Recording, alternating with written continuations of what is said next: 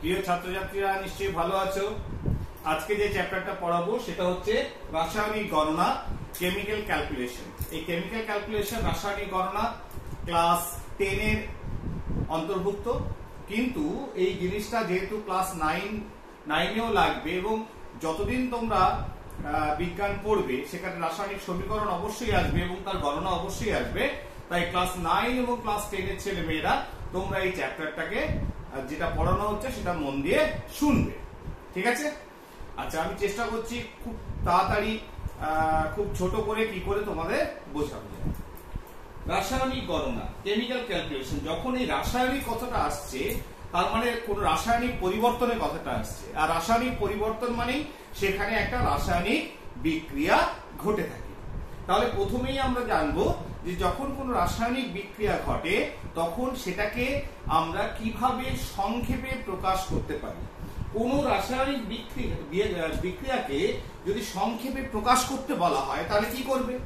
ধরো তোমাদের বলা হলো হাইড্রোজেনের সঙ্গে অক্সিজেন বিক্রিয়া করে জল উৎপন্ন করে, তাহলে সেটাকে যদি লিখতে হয়, লিখে লিখে করতে হয় যে হাইড্রোজেনের সঙ্গে অক্সিজেন বিক্রিয়া করে জল উৎপন্ন করলো, অনেক বড় হবে। সেটাকে যদি সংক্ষেপে প্রকাশ করতে বলা হয় তাহলে কি করবে? তোমরা কি করবে? সেটাকে সংক্ষেপে কি করে লেখা যায়? কারণ আমরা লিখতে পারবো এই কারণে, কারণ আমরা হাইড্রোজেন অণুর আমরা সংকেত জানি। আমরা বলবো যে হাইড্রোজেন হচ্ছে H2, তার সঙ্গে অক্সিজেন বিক্রিয়া করেছে, করে উৎপন্ন হয়েছে H2O জল, তাই তো? তাহলে সংক্ষেপে আমি বিক্রিয়াটাকে লিখলাম। এবার বুঝতে পারছি না যে কে বিক্রিয়া করেছে, কে উৎপন্ন হয়েছে, তাহলে আমরা এদের মাঝখানে একটা অ্যারো চিহ্ন দিয়ে দিলাম। ক্লিয়ার? তাহলে অ্যারো চিহ্ন দিয়ে দেওয়া মানে কি? তাহলে এদের এই দুটো থেকে এটা উৎপন্ন হয়েছে। এবার এই দুটোকে আমরা আলাদা করব কি করে? একটা যোগ চিহ্ন দিয়ে। তাহলে এটা হয়ে গেল রাসায়নিক বিক্রিয়ার সংক্ষিপ্ত রূপ। কিসের সাহায্যে? তোমার চিহ্ন এবং সংকেতের সাহায্যে। তাহলে যখন চিহ্ন এবং সংকেতের সাহায্যে আমরা কোনো রাসায়নিক বিক্রিয়াকে সংক্ষেপে প্রকাশ করব তাকে বলা হয় রাসায়নিক সমীকরণ। এইবার কয়েকটা জিনিস তোমাকে মাথায় রাখতে হবে। সেটা হচ্ছে কি, বিক্রিয়ক অর্থাৎ যারা বিক্রিয়া করেছে, যেমন হাইড্রোজেন আর অক্সিজেন বিক্রিয়া করেছে, যাদের আমরা বিক্রিয়ক বলি, তাদের বাঁ দিকে রাখতে হবে এবং ডান দিকে যে পদার্থটা উৎপন্ন হয়েছে বিক্রিয়ার ফলস্বরূপ অর্থাৎ বিক্রিয়াজাত পদার্থকে রাখতে হবে। মাঝখানে একটা চিহ্ন দিতে হবে, সেটা অ্যারো দিলাম, একটা অ্যারো চিহ্ন। এইবার আমরা যেহেতু জানি যে রাসায়নিক বিক্রিয়ার ক্ষেত্রে তোমার ভরের নিত্যতার সূত্র এটা মেনে চলবে, অর্থাৎ এদিকে যা ভর হবে এই দিকে যে অণু বা পরমাণু তৈরি হবে, তাহলে বিক্রিয়ার আগে মোট অণু বা পরমাণুর ভর, বিক্রিয়ার পরে উৎপন্ন অণু বা পরমাণুর ভর সমান হবে। তাহলে সেটা তখনই সম্ভব যদি দুদিকের পরমাণু সংখ্যা সমান হয়। তাহলে পরমাণুর সংখ্যা সমান আছে কিনা যদি দেখতে হয়, তাহলে দেখো এদিকে হাইড্রোজেন দুটো, অক্সিজেন দুটো, এখানে হাইড্রোজেন দুটো, অক্সিজেন একটা। ক্লিয়ার? তাহলে মিলছে না তো, তাহলে ভরের নিত্যতার সূত্র তো মানা হলো না, কিন্তু ভরের নিত্যতার সূত্র তো অবশ্যই মানতে হবে। তাহলে আমরা সেই জন্যই একটা রাসায়নিক বিক্রিয়াকে সমতা বিধান করি, অর্থাৎ পরমাণুর সংখ্যাকে আমরা সমান করি। তাহলে সেটা তোমরা সবাই করতে জানো, আমি এটাকে সমতা বিধান করছি। তাহলে এখানে আমি দেখো এখানে অক্সিজেন দুটো আছে পরমাণু, এখানে একটা, তাহলে এটাকে 2 দিয়ে গুণ করি মোট পুরোটাকে, অণুটাকে। তাহলে হাইড্রোজেন হয়ে গেল 4টে পরমাণু, এখানে আছে দুটো, এখানেও 2 দিয়ে গুণ করলাম। তাহলে দেখো হাইড্রোজেনের 4টে পরমাণু, অক্সিজেনের 2টো পরমাণু, জলের 2টো অণু। তাহলে মোট দুদিকে পরমাণুর সংখ্যা দেখো, হাইড্রোজেন 4টে, হাইড্রোজেন 4টে পরমাণু, বিক্রিয়ার আগে অক্সিজেন 2টো পরমাণু, অক্সিজেন 2টো পরমাণু, সমতা বিধান হয়ে গেল। তাহলে রাসায়নিক সমীকরণ কি? যে অণু এবং পরমাণুর যে চিহ্ন এবং সংকেতের মাধ্যমে সমতা বিধান করে কোন রাসায়নিক বিক্রিয়াকে সংক্ষেপে প্রকাশ করার যে পদ্ধতি সেটাই হচ্ছে রাসায়নিক সমীকরণ। তাহলে এটা হলো রাসায়নিক সমীকরণ, ঠিক আছে? এইবার বলতো একটা রাসায়নিক সমীকরণ তো আমি লিখলাম, এই সমীকরণ থেকে আমরা কি কি জানতে পারি, কি কি তথ্য জানতে পারি? তথ্য কি কি তথ্য জানা যায়? তাহলে তথ্য দু ধরনের হয়, একটা গুণগত আর একটা হচ্ছে পরিমাণগত। তাহলে তথ্য দু ধরনের পাই, একটা গুণগত তথ্য আর একটা হচ্ছে পরিমাণগত তথ্য। আচ্ছা বেশ, এবার গুণগত তথ্য কি? তার মানে কে বিক্রিয়া করলো, কারা, কে বা কারা বিক্রিয়া করেছে এবং কি উৎপন্ন হয়েছে, এটাই তার গুণগত তথ্য। Very simple. আর পরিমাণগত তথ্য কি? আমি পরিমাণ সংক্রান্ত যে যে তথ্য পাচ্ছি একটা রাসায়নিক বিক্রিয়া থেকে, ঠিক আছে, সেটাই হচ্ছে পরিমাণগত তথ্য।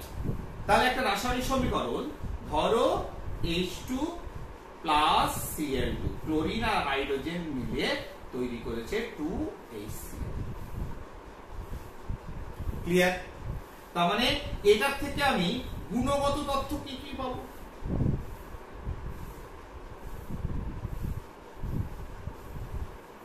তোমরা নিজেরাই বলো। বলবে যে স্যার এখানে হাইড্রোজেনের দুটো পরমাণু ক্লোরিনের দুটো পরমাণু বিক্রিয়া করেছে, ফাইন। কেউ বলবে স্যার এখানে হাইড্রোজেনের একটি অণু ক্লোরিনের একটি অণু বিক্রিয়া করেছে, সেটাও ঠিক, গুণগত তথ্য। আবার কেউ বলবে স্যার এখানে দু অণু হাইড্রোক্লোরিক অ্যাসিড উৎপন্ন হয়েছে বা হাইড্রোজেন ক্লোরাইড উৎপন্ন হয়েছে, হাইড্রোক্লোরিক অ্যাসিড বলবো না, হাইড্রোজেন ক্লোরাইড উৎপন্ন হয়েছে, এটাও গুণগত তথ্য।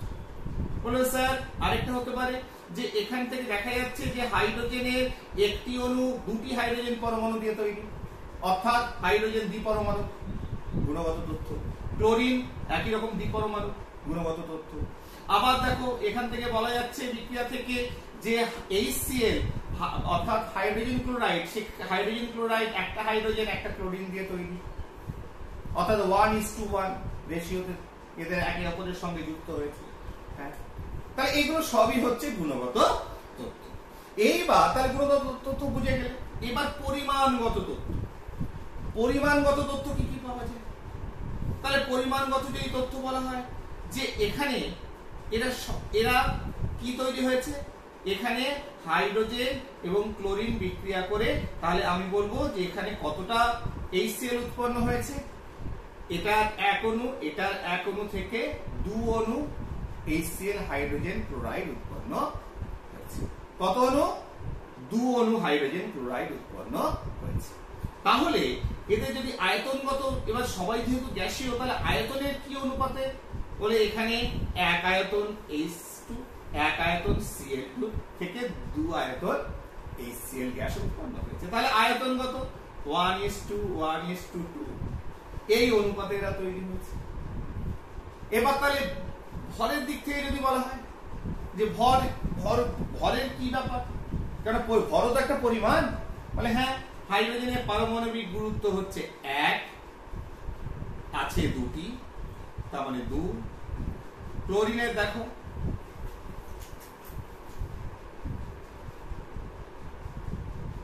ক্লোরিন দেখো 35.5 ইন্টু 2 71। আর এখানে দেখো HCl কত, হাইড্রোজেন 1 আর ক্লোরিন 35.5 ইন্টু 2 ইন্টু 36.5 0।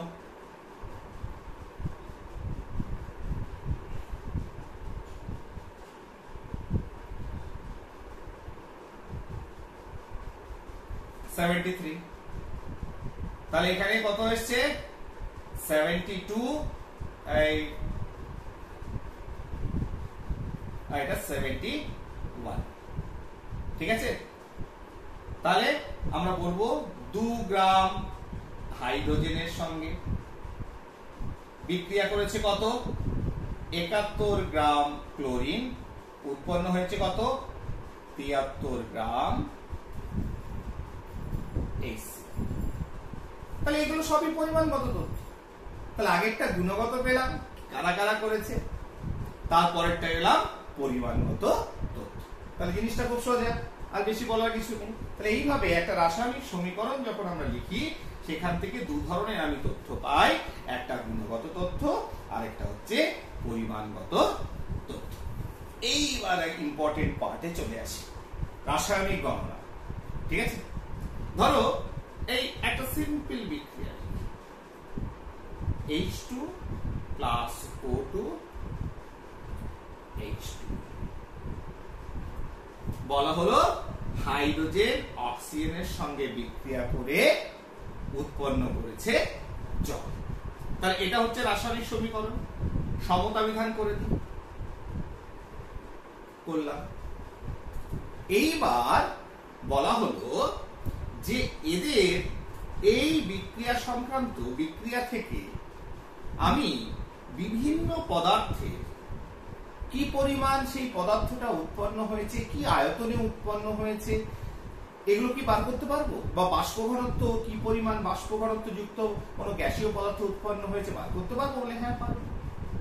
ঠিক আছে, এগুলো সবই এখান থেকে করা যাবে। সেটা খুব সিম্পল, ভেরি সিম্পল, একটু মন দিয়ে রাখো। আচ্ছা, এবার প্রথমেই বলি, যেটা একটু আগেও যেটা করলাম, সেটা হাইড্রোজেন। দেখো একটা এই কনফিউশনটা সবার থাকে, কনফিউশনটাকে দূর করো। তুমি বলবে স্যার এটা তো অণু নিয়ে বলছে, যে হাইড্রোজেনের দুটি অণু, অক্সিজেনের একটি অণু, জলের দুটি অণু উৎপন্ন হয়েছে। তাহলে এখানে অণু পরমাণু নিয়ে বিক্রিয়ার সমীকরণটা আমরা লিখি, যে কটা অণুর সঙ্গে কটা অণু, কটা পরমাণুর সঙ্গে কটা অণু, কটা পরমাণুর সঙ্গে কটা পরমাণু বিক্রিয়া করছে। তাহলে এদের ওজন যখন আমি নির্ণয় করব সমীকরণ থেকে, তখন সেই ওজনটা একটা অণুর ওজন আমি নির্ণয় করব। তাছাড়া কি করে করবো? একটা অণুর ওজন নির্ণয় করা যাবে। যেমন হাইড্রোজেন, হাইড্রোজেন এখানে H2 আমি বলছি, তাহলে হাইড্রোজেনের একটি পরমাণু ওজন কত? 1.673 into 10 to the power minus 24 গ্রাম। অর্থাৎ 1.673 কে একের পরে 1 2 3 4 এরকম করে করে 24টা শূন্য দিয়ে গুণ করেছি। কত ছোট! তাহলে এটা হচ্ছে হাইড্রোজেনের একটা পরমাণুর ওজন। তাহলে হাইড্রোজেনের এখানে দুটো দুই চারটে পরমাণু আছে, গুণিত 4। তাহলে এইটা পাচ্ছি এই সংকেত থেকে। তাহলে এখানে যে সংকেত আছে তার ওজন হচ্ছে এইটা 1.673 × 10 to the minus 24 into 4 গ্রাম, চারটে পরমাণুর ভর। কিন্তু আমরা সেটা দিয়ে কি করি? আমরা যখন কখনো কোনো বিক্রিয়াকে যখন লিখি, সেখানে আমরা সবাই বলি পারমাণবিক গুরুত্ব। কেউ একটা পরমাণুর ভরের কথা বলে না, কারণ সেটা এতটাই ক্ষুদ্র যে সেটা নিয়ে কাজ করা আমাদের পক্ষে খুব কষ্টকর। তাহলে আমরা কখনোই কোনো ক্যালকুলেশনে আমরা কোনো পরমাণু যখন তার একটা আমরা চিহ্ন লিখি, তোমরা তো সবাই জানো বিক্রিয়া এখন থাকুক, বিক্রিয়াটা আসছি, এখন এইদিকে তাকাও। সেটা হচ্ছে আমরা বলি হাইড্রোজেন এক, কি পারমাণবিক গুরুত্ব বা পারমাণবিক ওজন বা পারমাণবিক ভর 1 স্পেসিফিক ওয়েতে 1.008, সেটা সমস্থানিকের জন্য বাদ দাও, আমরা রাউন্ড ফিগারে 1 বলি। অক্সিজেন 16, এটা আবার কি?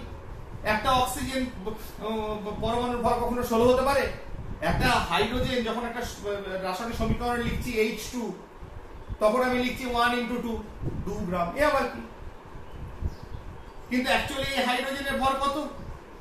1. এই যে হাইড্রোজেনটা H শুধু লিখেছো, এর ভর হচ্ছে 1.673 × 10 to the power minus 24 গ্রাম। এতটাই ভর। বিজ্ঞানীরা তখন ভাবতে আরম্ভ করলো যে এটা নিয়ে, এই একটা পরমাণু নিয়ে আমি কি করে ক্যালকুলেশন করব। তখন বললো না, একটা উপায় বার করতে হবে। উপায়টা কি? আপেক্ষিক ভর বার করো বা আপেক্ষিক ওজন বার করো। তো বলে কিরকম? বলে হাইড্রোজেন সব থেকে হালকা, হাইড্রোজেনের সঙ্গে সবাইকে বিক্রিয়া করাও, এক্সপেরিমেন্ট করো, বিক্রিয়া করো, করে হাইড্রোজেনকে তোমরা সর্বনিম্ন 1 ধরো। এবার হাইড্রোজেনের সাপেক্ষে সে কতটা ভারী সেগুলো বার করো, আর বাকি যত মৌল আছে, যেহেতু হাইড্রোজেন সবার থেকে হালকা, ওকে 1 ধরো, বাকি সবার হাইড্রোজেনের থেকে কতটা ভারী সেটা বার করো। তো তাহলে একটা আপেক্ষিক তুলনামূলক একটা ভর পাবো, বা ওজন পাবো, সেইটা ধরে তুমি কাজ করো, দেখবে তোমার কাজ করতে অনেক সুবিধা হবে। কারণ অত ছোট ওয়েট নিয়ে কাজ করা খুব মুশকিল একটা পরমাণু নিয়ে। সেখান থেকে এই পারমাণবিক গুরুত্ব, পারমাণবিক ভর, পারমাণবিক ওজন যাই বলো না কেন, তার ধারণা মানুষের প্রথমে। ক্লিয়ার? তার মানে হাইড্রোজেনকে সর্বনিম্ন একটা পজিটিভ কোয়ান্টিটি 1 ধরো, এক একক, তার রেসপেক্টে বা দেখো অক্সিজেন কতটা ভারী। তুমি বলবে স্যার এর থেকে আমি দেখা গেছে এক্সপেরিমেন্ট করে অক্সিজেনের সঙ্গে হাইড্রোজেনের বিক্রিয়া করে যে ফল পেয়েছি সেটা ক্যালকুলেশন করে দেখা গেছে যে অক্সিজেন 16 গুণ ভারী। তাহলে অক্সিজেনের পারমাণবিক গুরুত্ব কত? 16। তাহলে আমি কি লিখবো? পারমাণবিক গুরুত্ব। সেই জন্য দেখবে তোমরা পারমাণবিক গুরুত্ব যখন পড়ো হাইড্রোজেন স্কেল অর্থাৎ হাইড্রোজেনের সাপেক্ষে ধরা হয়, অর্থাৎ মৌলের একটি পরমাণুর ওজন মৌলের বাই হাইড্রোজেনের একটি পরমাণুর ওজন। তাহলে হাইড্রোজেনের একটি পরমাণুর ওজনের সাপেক্ষে এটা কতটা ভারী? 16 গুণ ভারী। তাহলে একের সাপেক্ষে ওটা কত গুণ ভারী? 16 গুণ ভারী। তাহলে সেই জন্য একটা পরমাণুর ভর নয়, একটা পরমাণুর ওজন নয়, আমরা হাইড্রোজেনের কে পারমাণবিক গুরুত্ব, হাইড্রোজেনের তাকে এক ধরে, সবচেয়ে হালকা যে এক ধরেছি, এক ধরে নিয়েছি, এক কিন্তু কোনোভাবে বেরোয় না, এক ধরা হয়েছে, এক তার রেসপেক্টে কে কতটা ভারী সেটাকে বার করা হয়েছে, সেটাই হচ্ছে পারমাণবিক। কিন্তু সেই জন্যই আবার অনেকে মনে হবে স্যার হাইড্রোজেন তো নয়, আমরা দেখেছি অক্সিজেন স্কেল যেখানে পারমাণবিক গুরুত্ব হচ্ছে কোন মৌলের একটি পরমাণুর ওজন ডিভাইডেড বাই 1/16 ইন্টু অক্সিজেন 16 একটি পরমাণুর ওজন, অর্থাৎ অক্সিজেনের একটি পরমাণুর ওজনে 1/16 ভাগের থেকে কতটা হয়। তার মানে কি অক্সিজেনের একটি পরমাণুর ওজনের 1/16 মানে হাইড্রোজেনের রূপ পেয়ে গেলাম, ঠিক আছে না, এক একক পেয়ে গেলাম। সেই এক এককের তুলনায় সেটা কতটা ভারী, ব্যাপারটা একই, কিন্তু করতে হলো কেন?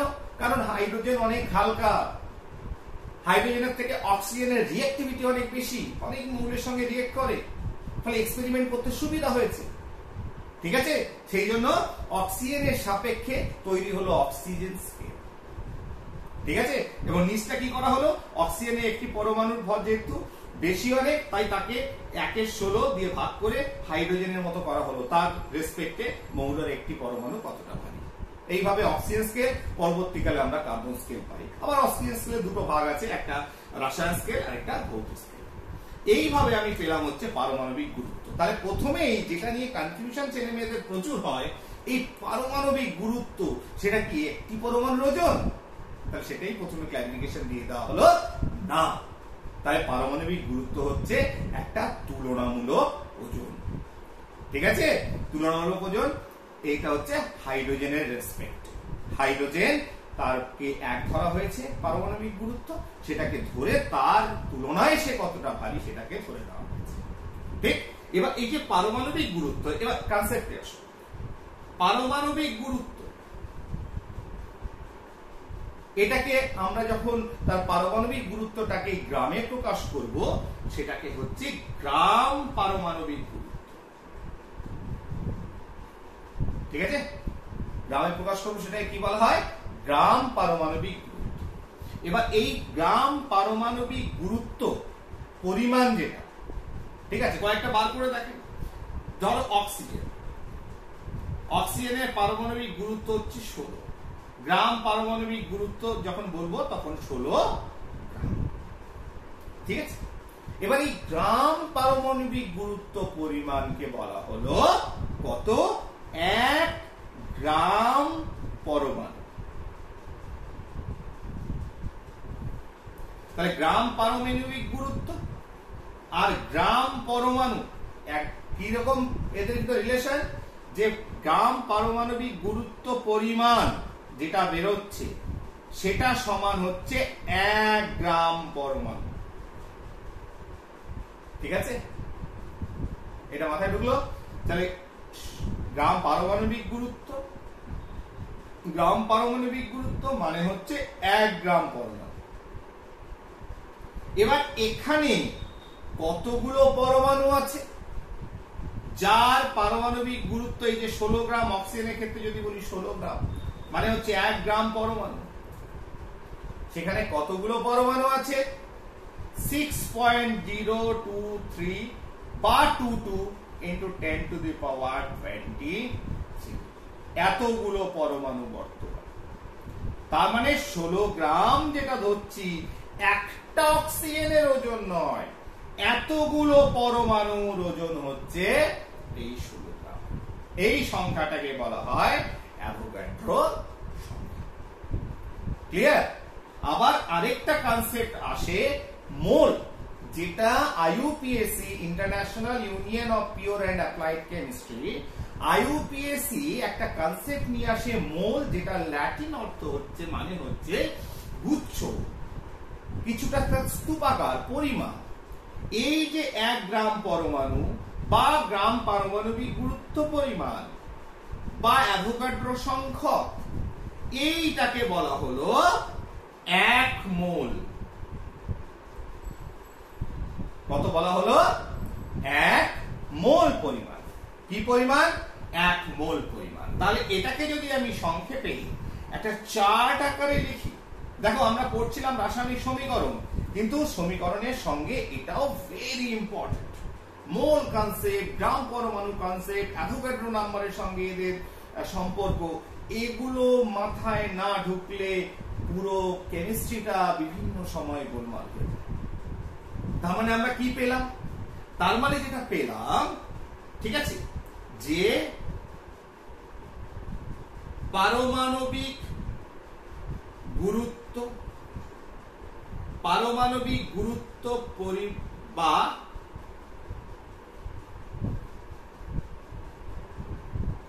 গ্রাম পারমাণবিক গুরুত্ব, তার মানে এটা সমান হচ্ছে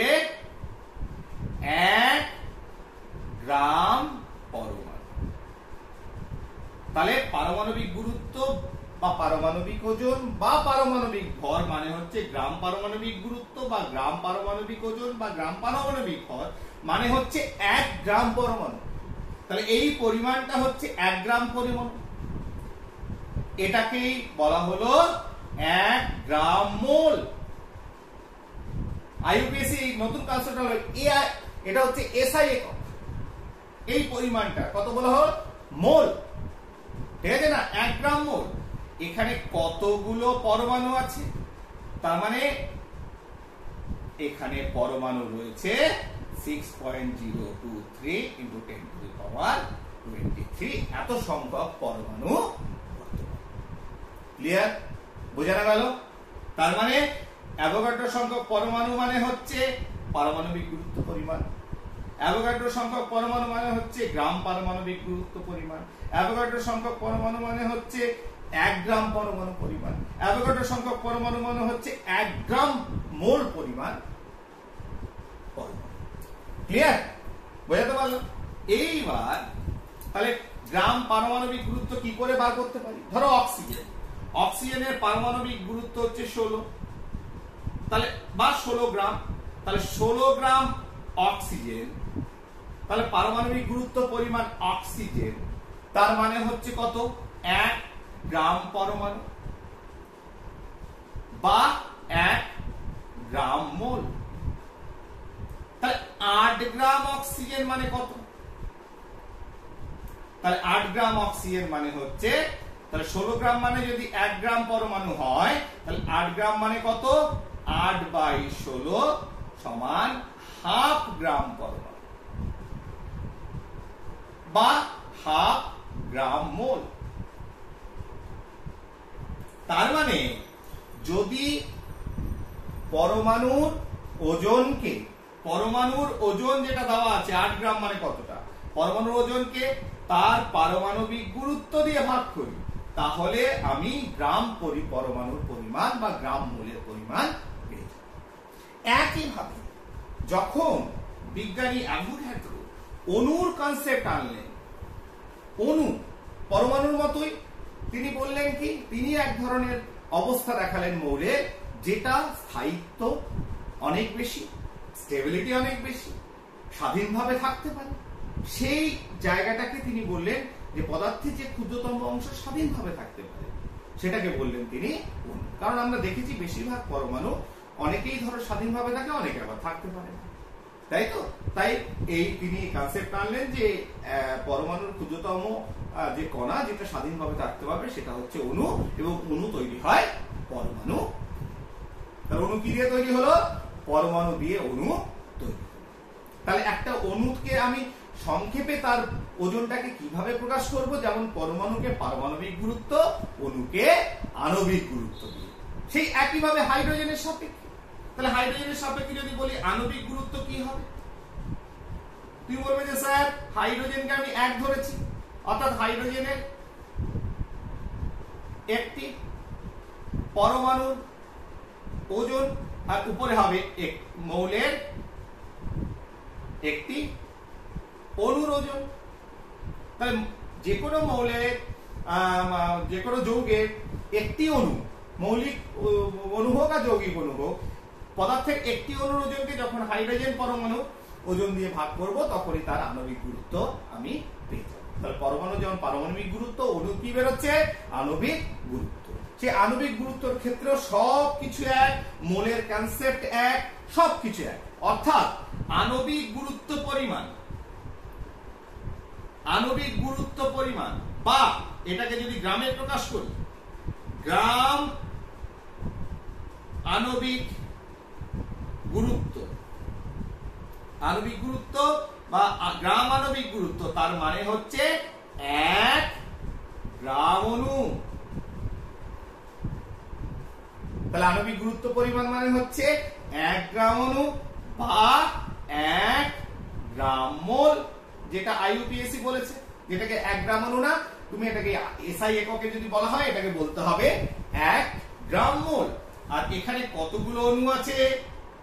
তাহলে এটা মানে হচ্ছে 1 গ্রাম অণু বা 1 গ্রাম মোল। তাহলে এখানে কতগুলো অণু বর্তমান? এখানে বা এখানে যাই বলো না কেন একই জিনিস, সেই অ্যাভোগাড্রো সংখ্যক অণু বর্তমান 6.023 into 10 to the power 23, এত পরিমাণ অণু বর্তমান। ঠিক আছে না? তাহলে আমরা 1 মোল বা 1 গ্রাম মোল মানে সেখানে কতটা রয়েছে? অ্যাভোগাড্রো সংখ্যক অণু বর্তমান, বা সেখানে অ্যাভোগাড্রো সংখ্যক পরমাণু বর্তমান। ঠিক আছে? তার মানে এইবার যদি একটা এক্সাম্পল নিয়ে করি, ধর অক্সিজেন O2 একটা অণু, তাহলে অক্সিজেনের পারমাণবিক গুরুত্ব কত? পারমাণবিক গুরুত্ব হচ্ছে 16, যেটা হচ্ছে তুলনামূলক হাইড্রোজেনের সাপেক্ষে 16 গ্রামে প্রকাশ করলে 16 গ্রাম। তাহলে এখানে যদি দুটো আছে পরমাণু, তার মানে 32 গ্রাম হচ্ছে এর আণবিক গুরুত্ব অক্সিজেনের। তাহলে এটা মানে হচ্ছে 1 গ্রাম অণু, 1 গ্রাম অণু অক্সিজেন, বা 1 গ্রাম মোল অক্সিজেন। তাহলে এখানে কতগুলো? তাহলে 32 গ্রাম মানে হচ্ছে 1 গ্রাম অণু অক্সিজেন বা 1 গ্রাম মোল অক্সিজেন। তাহলে এখানে কতগুলো অণু আছে? সেই পারমাণবিক গুরুত্ব পরিমাণে ছিল যা, এই আণবিক গুরুত্ব পরিমাণও তোমার সেই 6.023 into 10 to the power 23 সংখ্যক অণু বর্তমান, অ্যাভোগাড্রো সংখ্যক অণু বর্তমান। ঠিক আছে? তাহলে একটি অণু আর আণবিক গুরুত্ব পরিমাণ অণু, ভুলিয়ে ফেলবে না। তাহলে আণবিক গুরুত্ব পরিমাণ অণু মানে হচ্ছে অ্যাভোগাড্রো সংখ্যক অণু। ঠিক আছে? আর সেটা মানে হচ্ছে 1 গ্রাম অণু বা 1 গ্রাম মোল। ক্লিয়ার? তাহলে এবার যদি প্রশ্ন আসে এখান থেকে, যে কেউ যদি বলে যে 16 গ্রাম O2 সমান কত মোল O2? যা সিম্পল, তুমি বলবে যে স্যার আমি তো জানি। কি করে জানো? বলবে স্যার আণবিক গুরুত্ব অক্সিজেনের কত? 32। তাহলে 32 গ্রাম মানে হচ্ছে 1 মোল বা 1 গ্রাম মোল O2। তাহলে 16 গ্রাম মানে হচ্ছে 16/32 সমান হাফ মোল O2। সোজা।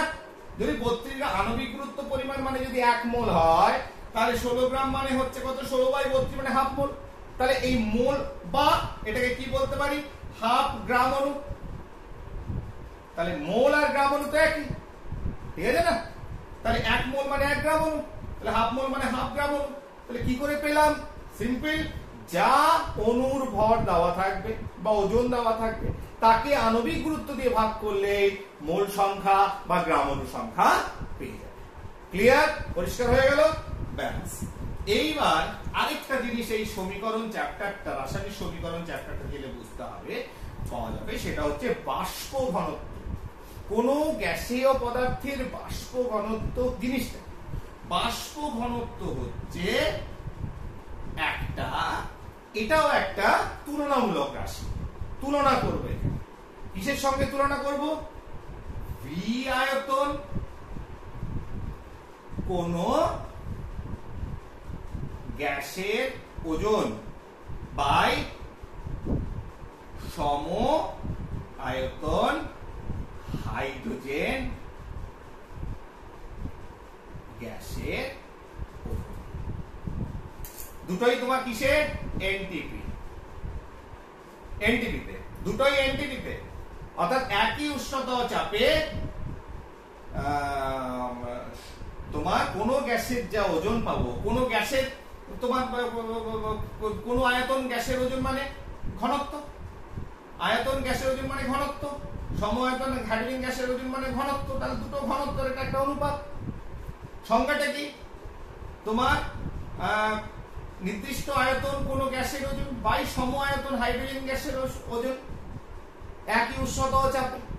এই অনুপাতটাকেই বলা হচ্ছে বাষ্প ঘনত্ব। ঠিক আছে, এটা গেল বাষ্প ঘনত্ব। কিন্তু আমার যেটুকু দরকার এখানে, ঠিক আছে, সেটা হচ্ছে বাষ্প ঘনত্ব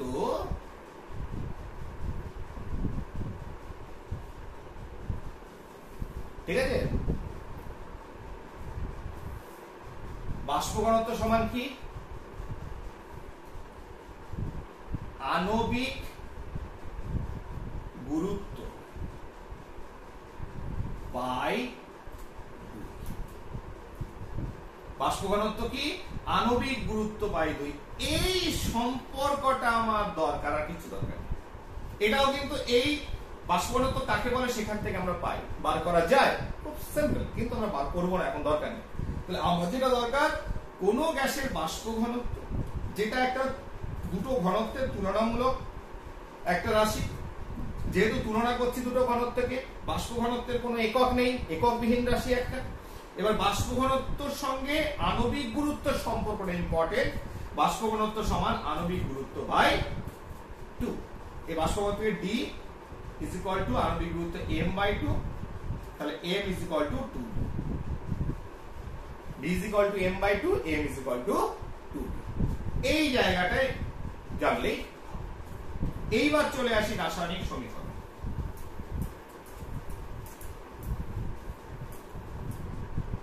দাঁড়া, একটু জল খেয়ে গলা শুকিয়ে গেল।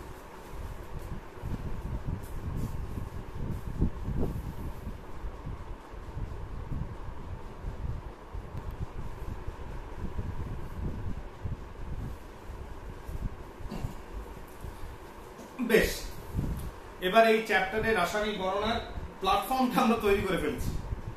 এইবার রাসায়নিক গণনা করব, ঠিক আছে? বেশ, আমরা সমস্যাটা, ধরো রাসায়নিক গণনা করতে গেলে প্রথম একটা ঘটনা চাই।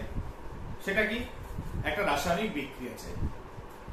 প্রশ্নে বিক্রিয়া বলে দেবে, বলে পুরোটাও বলে দিতে পারে বা আংশিকভাবে বলে দিতে পারে কি ঘটছে। ঠিক আছে, পারমাণবিক গুরুত্ব মোটামুটি বিক্রিয়াগুলোতে দিয়ে দেয় সব। তবে পারমাণবিক গুরুত্ব তোমরা চেষ্টা করবে যে যেগুলো ইম্পর্টেন্ট সেগুলো একটু মনে রাখা, ঠিক আছে? যদিও সাপ্লাই করে দেয়, অঙ্কের ভেতরেই থাকে। এবার গণনাটা করব খুব সিম্পল, একদম সাধারণ অঙ্ক, ঐকিক নিয়মের অঙ্ক, সম্পর্কের অঙ্ক। ঠিক আছে, কিরকম? তাহলে সর্বপ্রথম যেটা হচ্ছে কিছু সমীকরণ, যদি তোমরা কিছু সমীকরণ একদম যেগুলো আমরা পড়ে এসেছি 7, 8, 9-এ, ঠিক আছে, বা এখন যেগুলো পড়ছি, যেমন ধরো অক্সিজেন গ্যাস প্রস্তুত, পটাশিয়াম ক্লোরেট থেকে KCl প্লাস O, এই ধরনের বিক্রিয়া। ঠিক আছে, অক্সিজেন গ্যাস প্রস্তুতি বিক্রিয়া। তাহলে এবং প্রত্যেকটা ব্যালেন্স চাই, ব্যালেন্স না হলে কি হবে, রাসায়নিক সমীকরণ তো হবে না, কারণ ভরের নিত্যতা সূত্র লঙ্ঘিত হবে, ঠিক কি না? সেটা করলে তো হবে না, দুদিকের ভর সমান চাই, ঠিক? অতএব ব্যালেন্স চাই, তার মানে 2 2 3, ঠিক আছে? যেমন একটু আগে বললাম N2 নাইট্রোজেনের সঙ্গে হাইড্রোজেন বিক্রিয়া করে অ্যামোনিয়া উৎপন্ন করছে, ঠিক আছে? তাহলে ব্যালেন্স করো 2 3। আর ব্যালেন্স না করলে কি সমস্যা দেখবে? নাইট্রোজেন দেখো এখানে তো একটা পরমাণু আর নেব না, আমরা বারণ করে দিয়েছি, সমস্যা। পারমাণবিক গুরুত্ব আকারে করব, অণু থাকলে আণবিক গুরুত্ব আকারে করব, সেগুলো হিসেবে তোমার ভর বার করব বা ওজন বার করব। দেখো নাইট্রোজেনের যেমন 14 আছে দুটো, তাহলে এর আণবিক গুরুত্ব কত পেলাম 28, 20 গ্রামে প্রকাশ করলে 28 গ্রাম।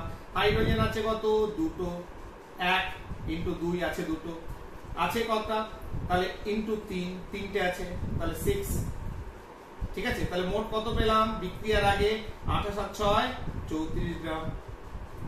এদিকে দেখো অ্যামোনিয়া, তাহলে 2 গুণিত নাইট্রোজেনে হচ্ছে 14, হাইড্রোজেনে হচ্ছে 1 আছে তিনটে, 2 ইনটু 17 34। তাহলে দেখো বিক্রিয়ার আগেও ছিল 34 গ্রাম, বিক্রিয়ার পরেও হলো 34 গ্রাম। যদি আমরা ব্যালেন্স না করতাম হতো না, হতো না। কেন হতো না দেখিয়ে দিচ্ছি। N2 প্লাস H2 NH3, নাইট্রোজেনে কত 14 ইনটু 2 28 28, হাইড্রোজেন 1 ইনটু 2 মানে 2, 28 প্লাস 2 মোট কত 30 গ্রাম বিক্রিয়ার আগে। আর বিক্রিয়ার পরে কত, নাইট্রোজেন 14 আর হাইড্রোজেন 1 গুণিত 3 তার মানে 17। তাহলে বিক্রিয়া শুরু করেছিল 30 গ্রাম, উৎপন্ন হয়েছে 17 গ্রাম, বাকি ভরটা গেল কোথায়? কেউ বলবে স্যার বাকি ভর একটা, আমরা তো পর্যায় তেজস্ক্রিয়তায় দেখেছি যে ভর শক্তিতে রূপান্তর হয়ে গেছে, E = mc²। কোথায়? যদি এইটুকু ভর তোমার কনভার্ট হয়ে যেত না কিসে, শক্তিতে, ভয়ঙ্কর ব্যাপার হতো এই বিক্রিয়াটা যখন করতে। বলে কিরকম, যদি ভর যদি কনভার্ট হয়ে যেত তাহলে কি হতো, তাহলে এখান থেকে 30 গ্রাম এখানে 17 গ্রাম, কত গ্রাম কমে গেছে, 30 থেকে 17 মানে 13 গ্রাম। তাহলে 13 গ্রাম E = mc²। যদি আমি সিজিএস এককে বার করি, m হচ্ছে 13 গ্রাম যেটা ভর এনার্জিতে কনভার্ট হয়েছে, into c to 10 to the into 10 to the power 10 square. তাহলে কত 13 into 9 into 10 to the power 20। ভাবতে পারছো কত আর্ক এনার্জি পাবো? প্রচুর এনার্জি, কিন্তু সেরকম তো পাইনি। তার মানে ভর আছে, তার মানে লেখায় গোলমাল আছে, তার মানে লেখাটা ঠিক হয়নি। সেই জন্যই আমরা বলি যে সমীকরণ সবসময় সমিত হবে, ব্যালেন্সড হবে। অর্থাৎ রাসায়নিক বিক্রিয়ায় নিউক্লিয়াসের ভেতরকার যেহেতু প্রোটনের কোনো পরিবর্তন হয় না, ভর দুদিকেই কিন্তু একই থাকবে, ভরের পরিবর্তন হবে না, দুদিকেই বিক্রিয়ার আগে এবং বিক্রিয়ার পরের ভর একই থাকবে। এবার সমস্যায় আসি, কি ধরনের সমস্যা আসতে পারে? বইয়ে যা সমস্যা আছে আমরা নিজেদের মতো করে সমস্যা তৈরি করি। কিরকম ধরো চুনা পাথর, তাহলে প্রথম কথা হচ্ছে যেমন জিঙ্কের সঙ্গে সালফিউরিক অ্যাসিড, লঘু সালফিউরিক অ্যাসিড মেশালে জিঙ্ক সালফেট এবং হাইড্রোজেন গ্যাস উৎপন্ন হয়। এই যে সাধারণ বিক্রিয়াগুলো, ম্যাগনেসিয়ামের সঙ্গে oxygen, magnesium oxide, hydrogen sulphide উৎপন্ন করার যে বিক্রিয়া, zinc sulphide plus H2SO4, ZnSO4 plus H2S, তারপরে ধরো H2S plus Cl2, HCl plus sulphur, লোহিত তত্ত্ব লোহার উপরে জল যদি ফেলো, Fe plus H2, Fe3O4 plus H2, ঠিক আছে না? সোডিয়াম প্লাস জল, sodium hydroxide plus hydrogen, ammonia gas preparation, ammonium chloride তার সঙ্গে কলিচুন বা পোড়াচুন দিয়ে ammonia gas preparation, hydrogen gas তৈরি, কার্বন ডাই অক্সাইড গ্যাস তৈরি, ঠিক আছে না? তাহলে এই যে সাধারণ বিক্রিয়াগুলো সেগুলো একটু চর্চার মাধ্যমে থাকবে, দেখবে অটোমেটিক মনে থেকে গেছে। আর না হলে বিক্রিয়া তোমার দিয়ে দেবে, অনেক সময় দিয়ে দেয় অনেক সময় দেয় না, সেই জন্য সাধারণ বিক্রিয়াগুলো মনে থাকে। তাহলে ধরো একটা বিক্রিয়া লিখি, ধরো ক্যালসিয়াম কার্বনেট চুনা পাথর থেকে উৎপন্ন হয়েছে calcium oxide plus carbon dioxide. ঠিক আছে, তাহলে বিক্রিয়াটাকে যদি দেখতে হয় তাহলে ক্যালসিয়াম একটা আছে, ব্যালেন্স আছে কিনা দেখি, অক্সিজেন 3টে, কার্বন একটা, অর্থাৎ ব্যালেন্স অবস্থা আছে। তাহলে এটা বিক্রিয়া তৈরি, বিক্রিয়া হয়েছে। এইবার আমরা একটা কাজ করি, আমরা কি কি তথ্য জানি? এদের আণবিক গুরুত্ব সবার জানি। তাহলে এর আণবিক গুরুত্ব কত? এর আণবিক গুরুত্ব হচ্ছে, এদের পারমাণবিক আণবিক গুরুত্ব তো সরাসরি বলা থাকে না, পারমাণবিক গুরুত্ব থেকে বাদ করে। ক্যালসিয়াম হচ্ছে 40, কার্বন হচ্ছে 12, অক্সিজেন হচ্ছে 16, আছে 3টে। ঠিক আছে না? তাহলে মোট দেখবে 100। তাহলে কত পেলাম? 100 গ্রাম। ক্যালসিয়াম অক্সাইড কত? ক্যালসিয়াম 40, অক্সিজেন 16, 56 গ্রাম।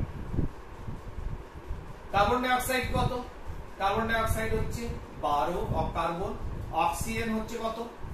অক্সিজেন হচ্ছে 16 ইনটু 2, তার মানে 32 আর 12 44 গ্রাম। ঠিক আছে না? তাহলে একটা রাসায়নিক সমীকরণ থেকে এই তথ্যগুলো আমি জানি। তাহলে এটা থেকে আমি কি বলতে পারি?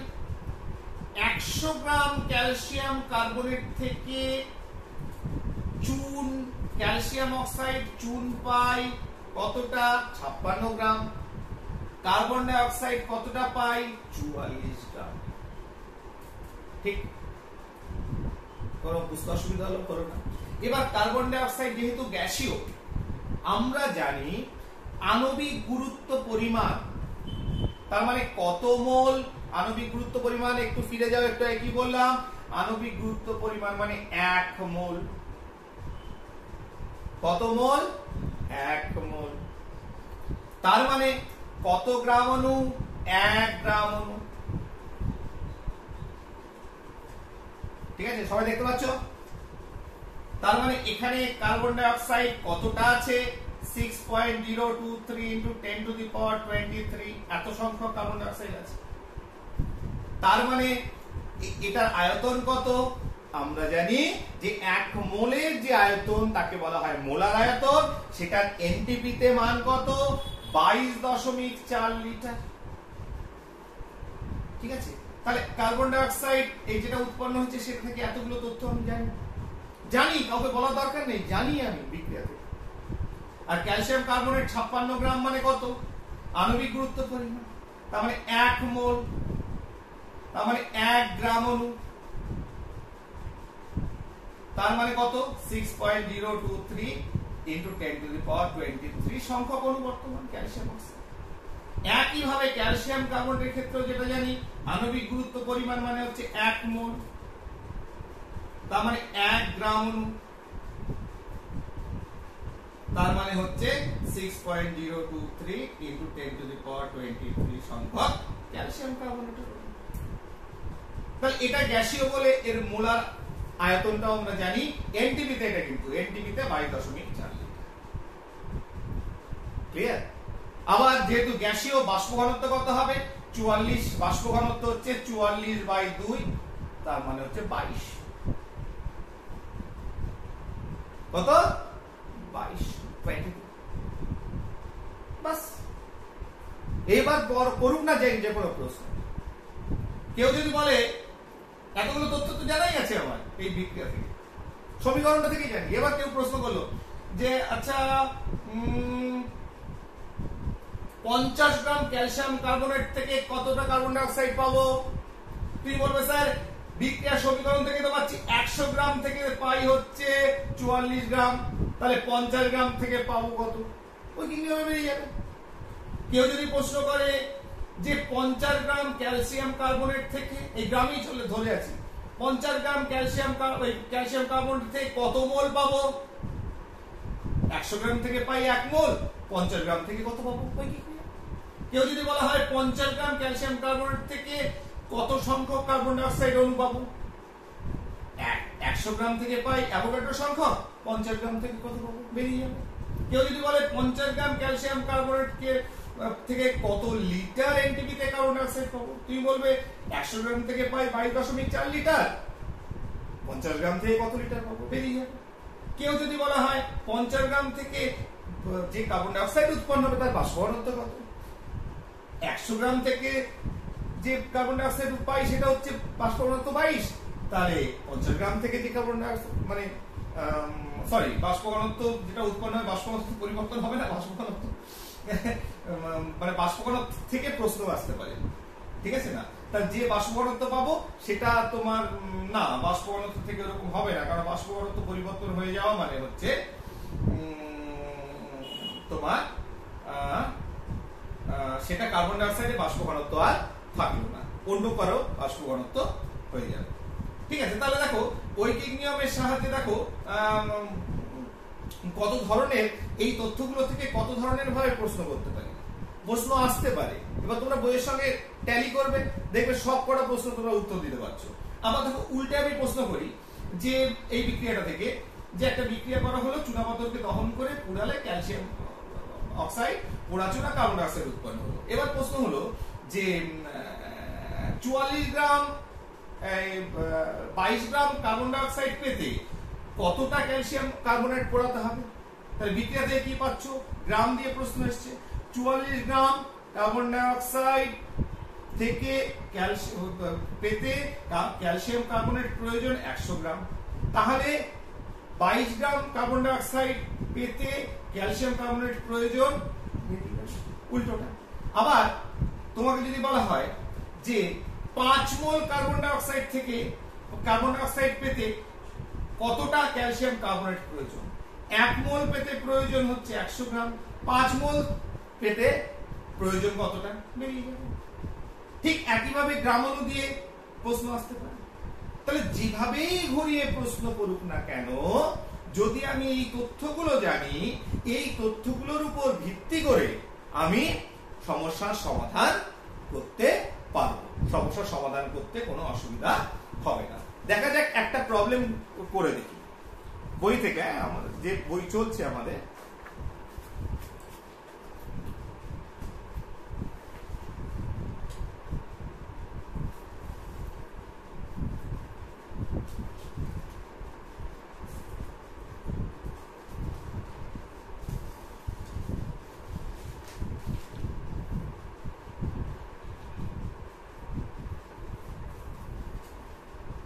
বলছে 1 নম্বর প্রশ্ন, একটা করে দিই তাহলে তোমরা পারবে।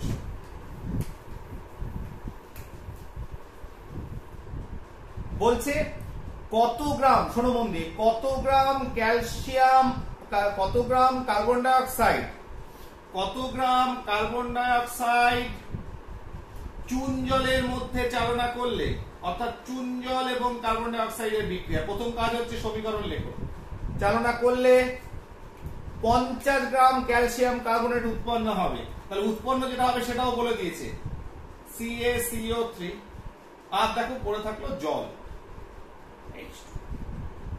এবার সমীকরণটা, এটা হচ্ছে সমীকরণ, তাহলে প্রথম কাজ সমীকরণ লেখো। দ্বিতীয় কাজ, সমীকরণটা ব্যালেন্স হচ্ছে কিনা দেখো, একটাই আছে হাইড্রোজেন 2টো, অক্সিজেন 4টে, 2 আর 2 4,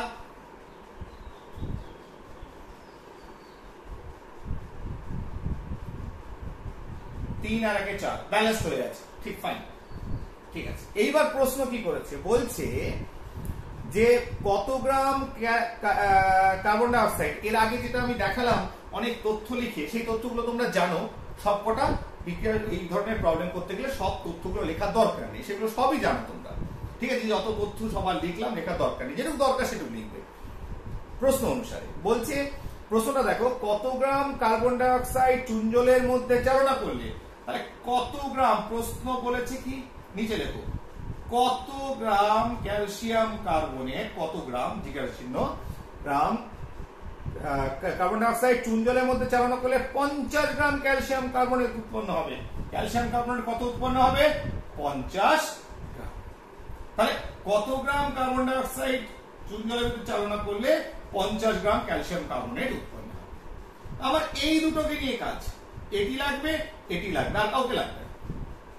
ঠিক, এবার এদের দুজনের গ্রামে গ্রামে গ্রাম গ্রাম বার করে নিই, আণবিক গুরুত্ব গ্রামে বার করে নিই। ক্যালসিয়াম কার্বনেট কত?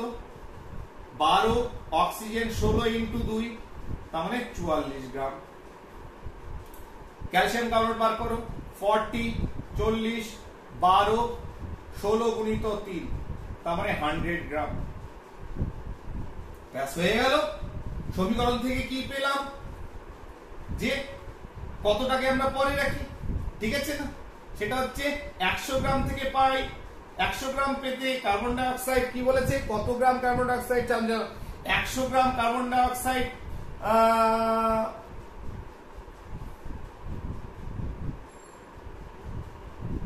100 গ্রাম কার্বন ডাই অক্সাইড উৎপন্ন করতে কার্বন ডাই অক্সাইড প্রয়োজন 44 গ্রাম। 50 গ্রাম ক্যালসিয়াম কার্বনেট উৎপন্ন করতে কত গ্রাম কার্বন ডাই অক্সাইড প্রয়োজন? বেরিয়ে যাবে। তাহলে 100 গ্রাম ক্যালসিয়াম কার্বনেট উৎপন্ন করতে